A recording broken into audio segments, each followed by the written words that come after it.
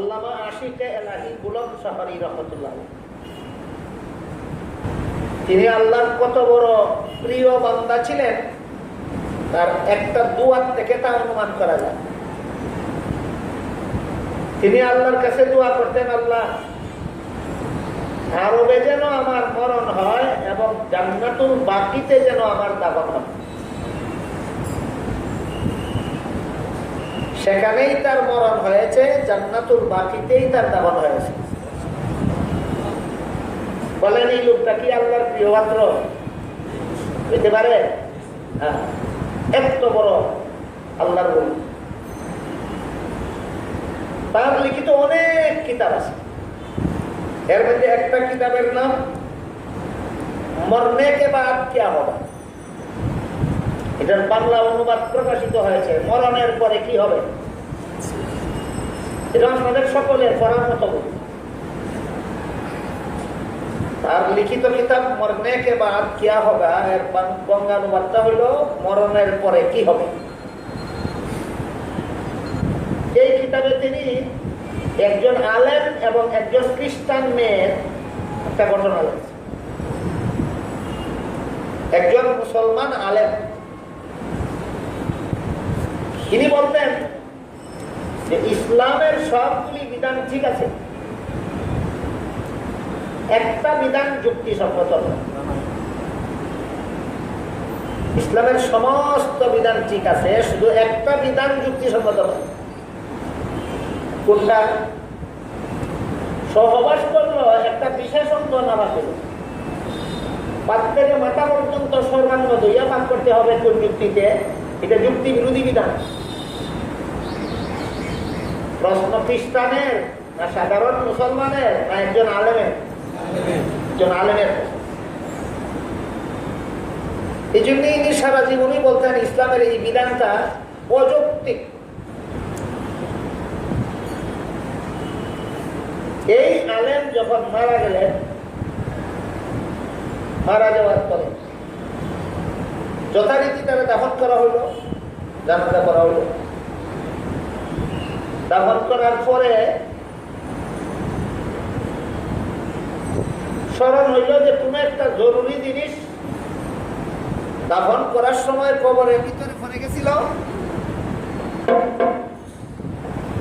এইটা উদ্ধার করে আনার জন্য কবরটা আবার নতুন ভাবে খুঁজতে হয়, শরীয়তে যায় গেছে।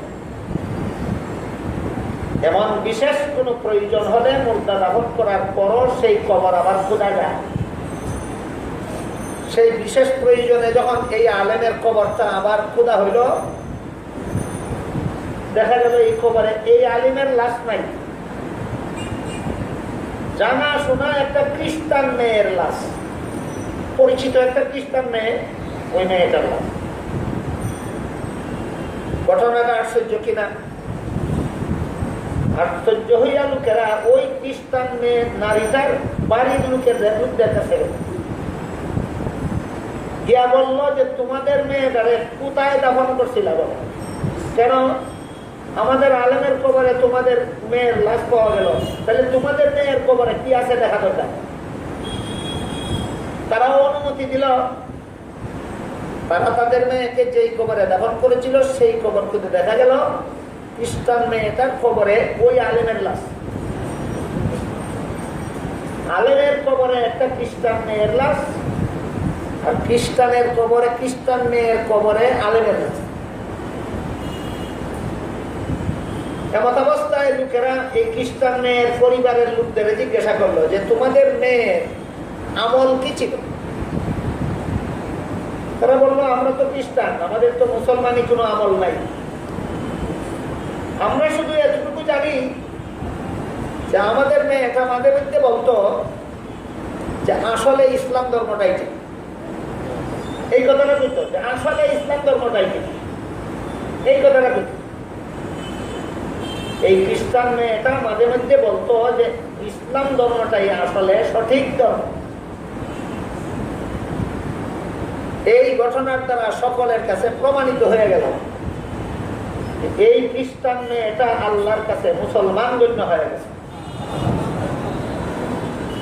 আর যুক্তির গোলাম সেই আলেম আল্লাহর কাছে মুসলমান গণ্য থাকতে পারে।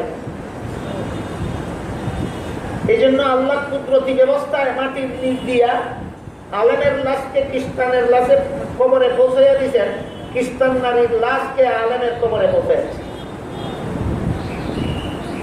এই ঘটনাটা আমাদের বর্তমান সমাজের সমস্ত মুসলমানদের জন্য একটা শিক্ষণীয় ঘটনা। একজন আলেম কুরআন হাদিসের শিক্ষায় শিক্ষিত, বলেন ইসলামের সবগুলি বিধান ঠিক আছে, শুধু একটা বিধান অযৌক্তিক।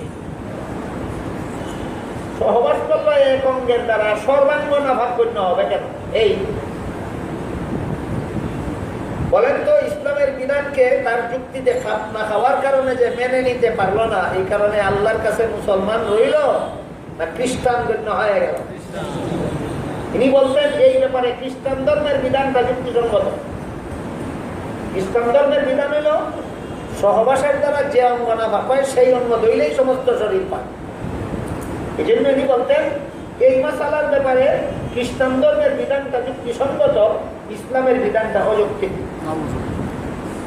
এই একটা মাত্র বিধানের কারণে যদি একজন কুরআন হাদিসের শিক্ষায় শিক্ষিত আলেম আল্লাহর কাছে আলেম গণ্য হতে পারলেন না, খ্রিস্টান গণ্য হয়ে গেলেন, তাহলে বর্তমান দুনিয়ার যে সমস্ত মুসলমান শত শত ব্যাপারে ইসলামের বিধানকে পরিহার করে ইহুদি খ্রিস্টানদের বিধানকে মঙ্গলজনক মনে করে গ্রহণ করলো, এরা আল্লাহর কাছে কি হইব? এরা কি হইব? চিন্তা করা দরকার। যত মুমিন মুসলমানের কাণ্ড জ্ঞান আছে, বিবেক বিবেচনা আছে, এই সমস্ত মুসলমানদের চিন্তা করা দরকার যে বর্তমান সমাজের যে সমস্ত মুসলমানের সন্তান মুসলমানেরা ইসলামের অমুক বিধান পছন্দ করে না, অমুক বিধান পছন্দ করে না, তমুক বিধান পছন্দ করে না, এই সমস্ত ব্যাপারে ইহুদি খ্রিস্টানদের নীতি গ্রহণ করে ওইটাকে মঙ্গলজনক মনে করে, আপনারা কি মনে করেন এরা আল্লাহর কাছে মুসলমান থাকবে না ইহুদি খ্রিস্টান গণ্য হয়ে যাবে?